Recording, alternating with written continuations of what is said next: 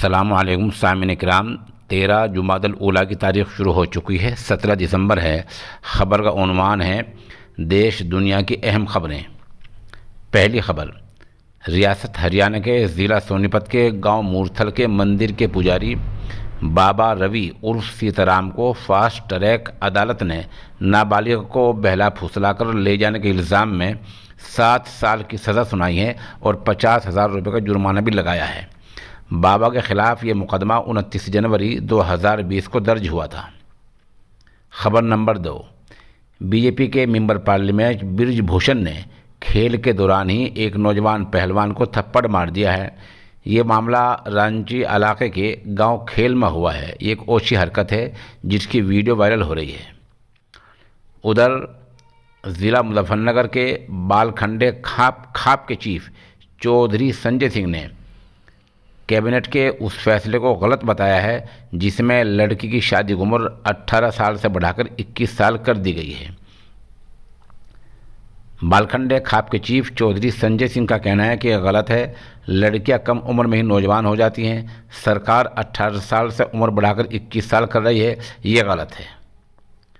उधर हरियाणा के ज़िला रोहतक के महम इलाके के गांव मातो की पंचायत ने उसी लड़की के ख़ानदान और उसके पूरे समाज का बायकाट कर दिया है जिसके साथ छेड़छाड़ हुई है।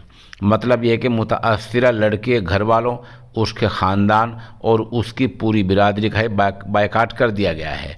बायकाट में पंचायती फैसले में कहा गया है कि कोई इन्हें अपनी दुकान से सामान नहीं देगा, अपने खेतों से इन्हें मवेशियों के लिए चारा भी नहीं लाने देगा, न कोई इनसे बातचीत करेगा। गलती क्या है? गलती सिर्फ ये है कि लड़की वालों ने छेड़खानी के बाद लड़के के खिलाफ थाने में मुकदमा दर्ज करा दिया और SC/ST एक्ट की दफ़ा भी लगवा दी। लड़का चूंकि ऊंची जात का है इसलिए पंचायत ने लड़की वालों के खिलाफ ऐसा फैसला किया है। उधर पुलिस का कहना है कि ऐसा कुछ नहीं हुआ है।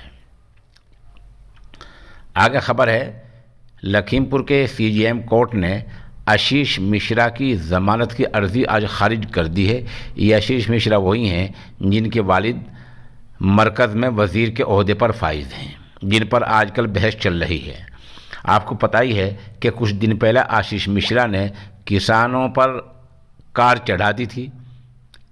पुलिस की रिपोर्ट में कहा गया है कि ये कार पीरी प्लान मनसूबबंद तरीके से चढ़ाई गई थी, जिसमें उस वक्त 4 किसान और 4 दूसरे लोग मारे गए थे। आगे खबर है, CRPF के जवान उदयवीर ने अपनी AK-47 राइफल से गोली मारकर खुदकुशी कर ली है। उदयवीर उत्तर प्रदेश के ज़िला एटा का रहने वाला था। उधर झारखंड की राजधानी रांची में विश्व हिंदू परिषद लीडर मुकेश सोनी को गोली मारकर मौत की नींद सुला दिया गया है। मेंबर पार्लियामेंट संजय सेठ ने वार्निंग दी है कि 24 घंटे में मुलजिम नहीं पकड़े जाते हैं तो बीजेपी इस मामले को लेकर सड़कों पर उतर आएगी और मुजाहरे करेगी। आगे खबर है, एक तरफ दिल्ली सरकार ऐलान कर रही है कि दिल्ली में ओमिक्रॉन के मरीज़ बढ़ रहे हैं और दूसरी तरफ दिल्ली सरकार ने ऐलान किया है कि कल 17 दिसंबर यानी शनिचर से ही 6ठी क्लास से ऊपर के स्कूल खुल जाएंगे और 5वीं क्लास तक के स्कूल 27 दिसंबर से खोलने की बात कही गई है। आलमी खबर है कि नॉर्थ कोरिया के सदर किम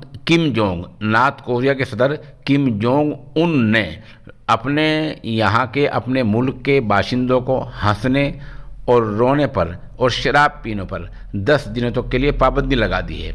10 दिन तक नॉर्थ कोरिया में कोई ना हंसेगा, न रोएगा और न शराब पिएगा। अगर ऐसा करेगा तो उसको सज़ा मिलेगी। दरअसल आज किम जोंग के वालिद के इंतकाल को 10 साल पूरे हो गए हैं। उसी के चलते किम जोंग ने यह ऐलान किया है कि अगले 10 दिनों तक न कोई हंसेगा, न रोएगा, न शराब पिएगा।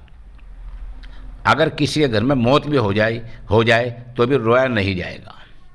उधर इख्वानुल मुस्लिमीन के हमनवा सैटेलाइट चैनल की वेबसाइट को तुर्की में बंद कर दिया गया है। इल्ज़ाम लगा है कि चैनल ने मिस्र और वहाँ के ज़िम्मेदारों पर तनकीद की थी। अफ़गानिस्तान की खबर है कि अक़वाम मुत्तहिदा में नसीर अहमद फ़ाइक को अफ़गानिस्तान हुकूमत का नुमाइंदा मुक़र्रर कर दिया गया है। अब अफ़गानिस्तान की जो बात अक़वाम मुत्तहिदा में रखी जाएगी वो नसीर अहमद फ़ाइक रखेंगे।